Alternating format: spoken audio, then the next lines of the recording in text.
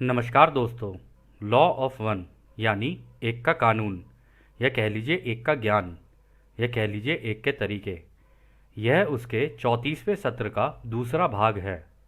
दोहराया जाता है कि इस किताब द्वारा दी गई सभी सूचनाएं और जानकारियां आप जान भी सकते हैं, मान भी सकते हैं, नज़रअंदाज भी कर सकते हैं और नकार भी सकते हैं, क्योंकि यह आपकी स्वतंत्र इच्छा या फ्री विल है जो कि एक अनंत रचयिता द्वारा आपको दी गई है।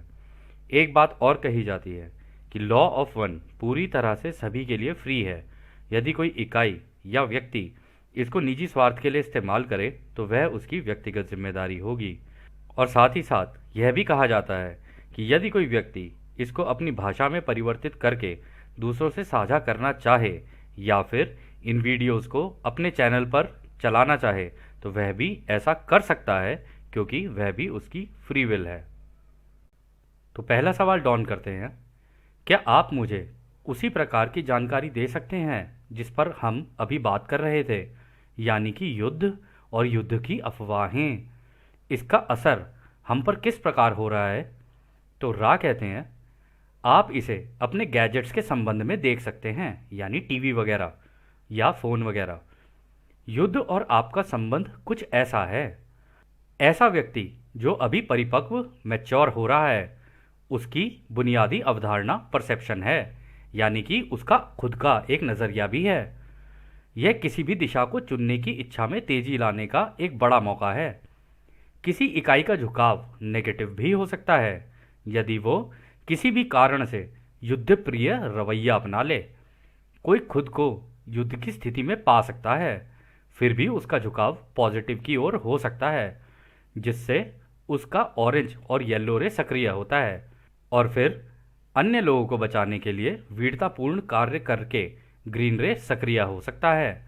तो दोस्तों यहाँ पर राय ये कह रहे हैं कि आप ना अपने गैजेट्स वगैरह, यानी आपके जो टीवी और ये सारी चीज़ें हैं ना, इनके संबंध में देख सकते हो, क्योंकि इस युद्ध और युद्ध की अफवाहें तुम्हारे टीवी पे खूब दिखाई जाती हैं। ठीक है।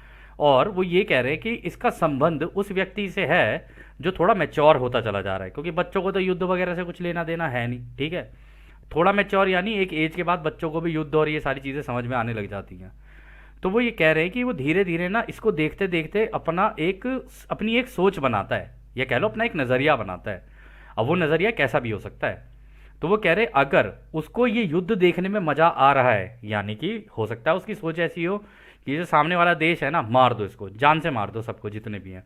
हो सकता है उसका इस तरीके का हो, उसे मज़ा आ रहा हो युद्ध देखते हुए। या कुछ लोगों को वायलेंस देखने में बहुत ज़्यादा मज़ा आता है।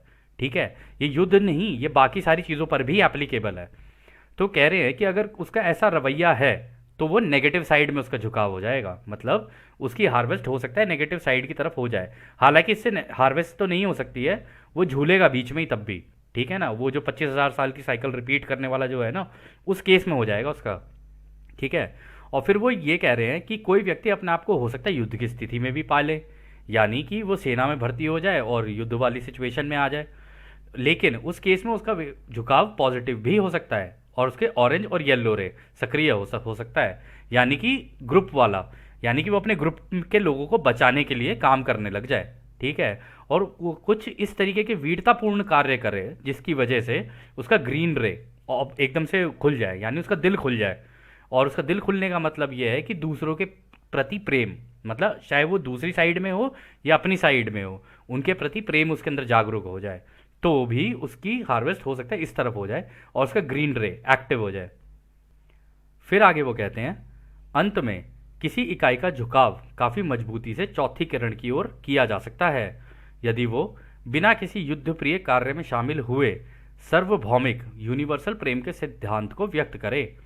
इस प्रकार वह व्यक्ति बहुत ही कम समय स्थान में एक सचेत इकाई बन सकता है। इसे एक दर्दनाक प्रगति, ट्रॉमेटिक प्रोग्रेशन के रूप में देखा जा सकता है। यहाँ ध्यान दिया जाना चाहिए कि आपके लोगों के बीच सभी प्रगति के लिए एक बड़ा प्रतिशत हिस्सा, जिसे आप सदमा, ट्रॉमा कहते हो, एक माध्यम के रूप में काम करता है। तो दोस्तों यहाँ पर राय ये कह रहे हैं कि ये भी हो सकता है कि कोई व्यक्ति ना ऐसा हो जाए कि भाई वो यूनिवर्सल प्रेम दिखाने लग जाए कि यार ये युद्ध वगैरह रोको, आपस में प्रेम प्यार से बात करके इसको सुलझा लो, क्यों फालतू में एक दूसरे से लड़ने की कोशिश कर रहे हो। और ज़्यादातर देखा गया है कि दोनों ही साइड एक दूसरे को जानते हैं कि हाँ जी युद्ध है, और जानबूझ के एक दूसरे के साथ युद्ध कर रहे हैं और आपस में साठ गांठ होती है इसमें, ठीक है। तो इसमें यहाँ पर वो ये कह रहे हैं कि लेकिन देखा ये गया है तुम्हारे यहाँ पर कि तुम्हारे यहाँ के लोगों को ये जो ट्रॉमा होता है ना, जब वो इससे गुजरते हैं ना, तब उनके लिए एक माध्यम के रूप में, सबसे बड़े माध्यम के रूप में काम करता है। क्योंकि इस तरीके की ट्रोमैटिक सिचुएशन में दोस्तों कुछ भी हो सकता है, कोई नेगेटिव भी झुक सकता है, कोई पॉजिटिव भी झुक सकता है, कुछ कहा नहीं जा सकता इस केस के अंदर। फिर अगला सवाल डॉन करते हैं। आपने पिछले सवाल में तीसरी किरण शब्द का प्रयोग किया है, क्या वो वही शब्द है जिसका आप उपयोग करना चाहते थे? तो रा कहते हैं हम ग्रीन रे बोलना चाहते थे। हमारी कठिनाई हमारी उस अवधारणा परसेप्शन के कारण है जिसमें हम ये मानते हैं कि रेड रे और वॉयलेट रे स्थिर हैं। इस प्रकार बीच के जो रे या चक्र हैं वो बदलते रहते हैं और उन्हीं को देखकर हमें सीनियरिटी का संकेत मिलता है जब हम कटाई करने का प्रयास करते हैं।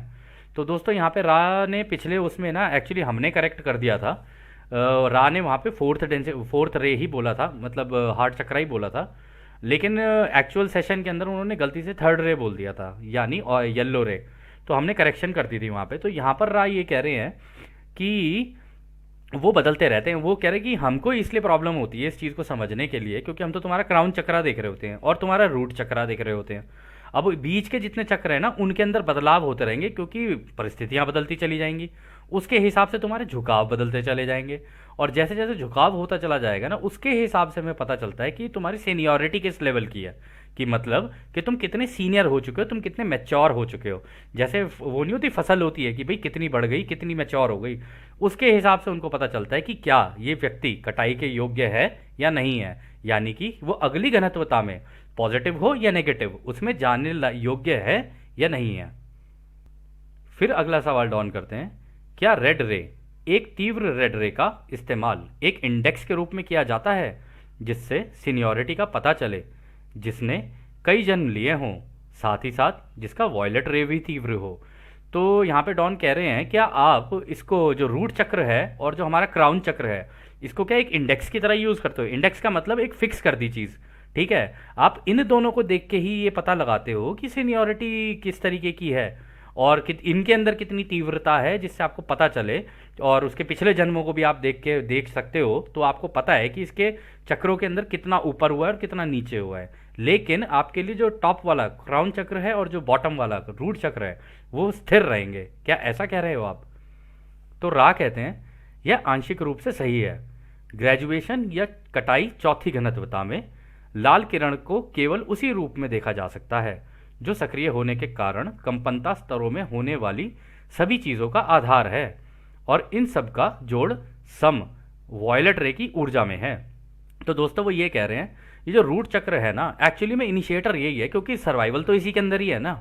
हम लोग जो सर्वाइव कर रहे होते हैं, अगर हमारे दिमाग के अंदर 24 घंटे सर्वाइवल सर्वाइवल सर्वाइवल, पैसा कमाओ ज़िंदगी चलाओ, पैसा कमाओ ज़िंदगी चलाओ, इसमें है तो हम मैक्सिमम टाइम उसी रेड रे चक्रा के अंदर फंसे हुए हैं।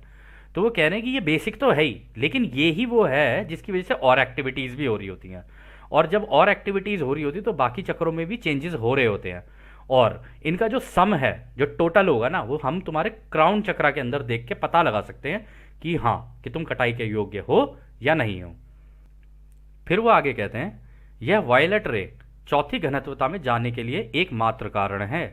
कटाई योग्य चौथी घनत्वता नेगेटिव का आकलन असेसिंग करने के लिए रेड रे के साथ साथ ऑरेंज और येलो रे की तीव्रता को काफ़ी सावधानी से देखा जाता है, क्योंकि नेगेटिव की तरफ जाने के लिए काफ़ी ताकत और इस ऊर्जा की आवश्यकता होती है। सोलर प्लेक्सस येलो रे में अनंत रचयिता तक प्रवेश द्वार खोलना मुश्किल है, इसलिए चौथी घनत्वता नेगेटिव में कटाई के लिए यह आवश्यक है। तो वो कह रहे हैं कि जो नेगेटिव वाली साइड होती है ना, उसके लिए उनके ऑरेंज और येलो और रेड, इन तीनों को देखते हैं और बहुत सावधानी से देखते हैं कि ये कितनी ज़्यादा, क्योंकि इसके लिए ना दोस्तों ताकत बहुत लगती है, ऊर्जा भी बहुत लगती है। मतलब अगर आपको नेगेटिव काम करना है ना तो आपको सही में क्रूर होना पड़ता है, और क्रूरता के लिए आपको कंटिन्यूस एनर्जी की ज़रूरत पड़ती है, ठीक है। और वो कंटिन्यूस एनर्जी के बाद भी येलो रे में, क्योंकि आप अपना चलो झुंड तो आपने बना लिया, ठीक है, आप उस झुंड के लीडर भी बन गए, आप उस झुंड को एक दिशा में ले जाने की कोशिश करोगे, तो एक झुंड को मैनेज करने के लिए भी ऊर्जा लगती है। तो वो कह रहे हैं कि इसके अंदर भी देखा जाता है कि ये जो येलो रे है ना, इसका कितना इस्तेमाल कर रहे हो आप उस झुंड को मैनेज करने के लिए, और इससे ये डिसाइड होगा कि आप अगली घनत्वता में जाओगे या नहीं जाओगे, क्योंकि इस रे से ना मतलब अनंत रचयिता की ओर जाने का जो रास्ता है ना, काफ़ी कठिन है, मुश्किल है वो बहुत। इसलिए उसमें यह देखा जाता है कि भाई कितने लोग ऐसे हैं जिन्होंने अपने झुंड बनाए हैं और कितने लोगों ने पूरी ताकत से काम किया है, नेगेटिव भी। मतलब रचयिता के लिए तो ये दोनों चीज़ें, क्योंकि बैलेंसिंग चल रही है ना उनके दिमाग में, वो ये देख रहे होते हैं कि भाई नेगेटिव कितना हुआ, पॉजिटिव कितना हुआ, इन दोनों के बीच में बैलेंस हो रहा होता है। जहाँ का झुकाव ज़्यादा हो गया, प्लैनेट उस दिशा में चला जाएगा। लेकिन अभी रा बोल ही चुके हैं कि प्लैनेट कहीं भी जाए, हम तो आएंगे, ग्रह खाली कराएंगे, तुम देख लेना तुम्हें क्या करना है, हम तो अपना काम करेंगे, तुम अपना काम कर लेना। जैसी प्रभु की इच्छा। जिनके साथ नारायण खड़े हो उन्हें किसी का डर नहीं है, वो तो बंदर बना देते सबका। ठीक है, तो अब आप देख लेना दोस्तों, आपको कहाँ जाना है, कैसे जाना है। ठीक है, तो खैर आगे डॉन कहते हैं, क्या यह संभव है कि आप जनरल पैटर्न के उदाहरण का उपयोग करके मुझे बताएं कि उनके विकास पर युद्ध का क्या प्रभाव पड़ा। तो दोस्तों ये जनरल पैटर्न ना उस ज़माने में, मतलब सेकेंड वर्ल्ड वॉर के टाइम पर भी इनके काफ़ी जाने माने मतलब मेजर जनरल हुआ करते थे आर्मी के। तो उनके बारे में यहाँ पर बात की जा रही कि युद्ध का प्रभाव उनके ऊपर क्या पड़ा। तो रा कहते हैं, यह इस सत्र का अंतिम प्रश्न होगा। आप जिसके बारे में बात कर रहे हैं उसे जॉर्ज के नाम से जाना जाता है, जिसके पिछले जन्मों की प्रोग्रामिंग से एक पैटर्न या जड़त्व इनर्शिया बना था, जो आपके समय स्थान में अपने जन्म में अनूठा था। इस इकाई का येलो रे काफ़ी मजबूती से सक्रिय था, जिसमें लगातार ग्रीन रे खुलती थी और कभी कभी ब्लू रे भी खुलती थी। हालांकि वो अपने एक युद्धप्रिय प्रकृति के पिछले दर्दनाक अनुभवों के सांचे को नहीं तोड़ पाया। तो वो ये कह रहे हैं कि ये जो जॉर्ज पैटर्न था ना, ये जो जॉर्ज पैटर्न था, ये इससे पिछले जन्म में भी ना इसी तरीके की युद्ध वाली स्थिति के अंदर ही था। ठीक है, और वो ही उन्होंने बोला यहाँ पे इनर्शिया, उन्होंने अपनी प्रोग्रामिंग इस तरीके से की कि इनर्शिया बरकरार रहे, यानी चलती हुई एक्टिविटी भी बरकरार रहे। तो उन्होंने इस जन्म में भी उसी का इस्तेमाल किया। वो अपना येलो रे तो एक्टिव कर गए थे, क्योंकि भाई टीम लीड कर रहे होंगे, जनरल है तो टीम तो लीड करेगा ही ना। अगर टीम लीड कर रहा है तो हो सकता है कि क्या कहते हैं उसका येलो रे स्ट्रांग हो गया हो, क्योंकि इसमें तो group leadership, group identity, power manipulation, herd mentality, group security, conditional love, ये सारी चीज़ें आती हैं इसके अंदर। तो उन्होंने कहा कि उसका ये तो हो गया था एक्टिवेट, और कभी कभी उसका दिल भी खुलता था, और कभी कभी मतलब क्योंकि मुंह से बोलता ही था भाई, ऑर्डर दे रहा है, सारी चीज़ें कर रहा है, अपनी टीम को मोटिवेट कर रहा है, वो सारी चीज़ें कर रहा है। तो उस वजह से उसका ग्रीन रे, क्योंकि अपनी टीम के लिए तो उसका लगाव था ही ना, तो इस वजह से उसका दिल का चक्र भी खुलता था और ब्लू रे चक्र भी खुलता था उसका। ठीक है, और फिर उन्होंने ये भी कहा है कि लेकिन उसकी जो युद्ध प्रिय प्रकृति थी ना, उसे युद्ध में मज़ा भी आता था। कह रहे उसको वो तोड़ नहीं पाया किसी तरीके से, उसको युद्ध करने में जीत जो मिलती थी ना, उस जीत को में मज़ा आने लग गया था उसको। इस वजह से वो उसको तोड़ नहीं पाया, उसको लगा कि आहा मज़ा आ रहा है जीतने में। फिर वो आगे कहते हैं, सच्चाई और सुंदरता में विश्वास की एकता के कारण इस इकाई ने अपने जीवन में कुछ हद तक पॉजिटिव की ओर झुकाव था। यह इकाई काफ़ी संवेदनशील था। वह उस चीज़ के संरक्षण के लिए एक महान सम्मान कर्तव्य महसूस करता था, जिसे वह सच्चा, सुंदर और रक्षा करने के काबिल समझता था। वह खुद को एक वीर व्यक्ति मानता था। वह अपनी ग्रीन रे को समझने की कमी के कारण कुछ हद तक नेगेटिव की ओर ध्रुवीकृत हो गया, और उसने क्षमा सिद्धांत को अस्वीकार कर दिया, जो सार्वभौमिक यूनिवर्सल प्रेम में निहित है। तो वो कह रहे हैं देखो, वो सच्चाई और सुंदरता उसको पसंद तो थी, अब वो अपने देश के लिए लड़ रहा है, तो भाई उसको अपने देश की सच्चाई, अपने उसको लगता था कि भाई मैं जो कर रहा हूँ अपने देश के लिए कर रहा हूँ, उसकी सुंदरता, उसकी रक्षा के काबिल समझता था, और अपने आप को वीर भी मानता था। ठीक है, और इसके लिए अपने को ये सोचता था कि भाई ये तो मेरे लिए महान सम्मान और कर्तव्य की बात है, भाई ये तो मैं करूँगा ही करूँगा चाहे कुछ भी हो। क्योंकि आर्मी में तो दोस्तों सिखाया ही जाता है ना कि कर्तव्य यही है कि देश की रक्षा करो, है ना। और ये तो हर आर्मी के अंदर होता है, इसमें नया तो खैर कुछ नहीं है, लेकिन हर आर्मी का जनरली यही होता है। वहाँ पे ऑर्डर्स चलते हैं टॉप टू बॉटम, मतलब टॉप से उसके नीचे वाले पे, फिर उससे उसके नीचे वाले पे, तो एक एक ग्रुप लीडरशिप तो रहती है वहाँ पर। लेकिन इससे ना एक वीरता और एक वो सारी चीज़ें और सम्मान और कर्तव्य, वो सारी चीज़ें भी एक व्यक्ति के अंदर हो जाती हैं, डेवलप हो जाती हैं। ठीक है, लेकिन वो कर अपने देश के लिए रहा होता है, इसलिए उसकी सुंदरता, रक्षा, ये सारी चीज़ें उसके दिमाग के अंदर रहती हैं। ठीक है, और फिर वो आगे ये कहते हैं, लेकिन उसके अंदर ये चीज़ नहीं थी कि वो दूसरों को माफ़ कर सके, और वो माफ़ी ना होने के कारण ना उसको यूनिवर्सल लव समझ नहीं आया। अब उसकी वजह से वो नेगेटिव की तरफ उसका झुकाव हो गया। हालांकि इनिशियली वो पॉजिटिव था, ठीक है, वो पॉजिटिव हुआ करता था, हो सकता है आर्मी ज्वाइन करने से पहले कि भाई मैं देश की रक्षा करूंगा, ये करूंगा, अपनों को बचाऊंगा, और इस सोच के साथ हो सकता है उसने ज्वाइन किया हो। लेकिन बाद में जाके वो दूसरों को माफ़ी नहीं दे सका, इस वजह से उसकी नेगेटिव की साइड में उसका झुकाव हो गया। फिर वो आगे कहते हैं, इस व्यक्ति के इस जीवन का कुल जोड़, टोटल सम, कंपनता के रूप में कुछ हद तक पॉजिटिव हुआ था, लेकिन वो कटाई योग्य नहीं बन पाया, क्योंकि उसने जिम्मेदारी के कानून या तरीकों को अस्वीकार कर दिया था। यानी कि उसने सौहार्दपूर्ण प्रेम, यूनिवर्सल लव को अस्वीकार करके लड़ना बेहतर समझा। तो वो ये कह रहे हैं कि उसकी जो क्राउन चक्रा था ना, उसके अंदर वो थोड़ा बहुत पॉजिटिव हो गया था, लेकिन फिर भी हार्वेस्ट के लायक नहीं हो पाया वो, क्योंकि उसने लॉ ऑफ रिस्पॉन्सिबिलिटी यानी कि जिम्मेदारी का कानून, उसको अस्वीकार कर दिया कि दूसरों के लिए, दूसरों से प्रेम प्यार से सौहार्दपूर्ण तरीके से काम करे। वो आर्मी में आ गया, इस वजह से उसने लड़ना बेहतर समझा, इस वजह से उसका नेगेटिव साइड में हो गया झुकाव। फिर अगला सवाल डाउन करते हैं, इस व्यक्ति की मृत्यु जो कि युद्ध की खत्म होने के लगभग तुरंत बाद हुई थी, क्या ऐसा इसलिए हुआ था ताकि इसे कटाई के योग्य बनाने के लिए तुरंत पुनर्जन्म दिया जा सके? तो रा कहते हैं हाँ, यह बिल्कुल सही है।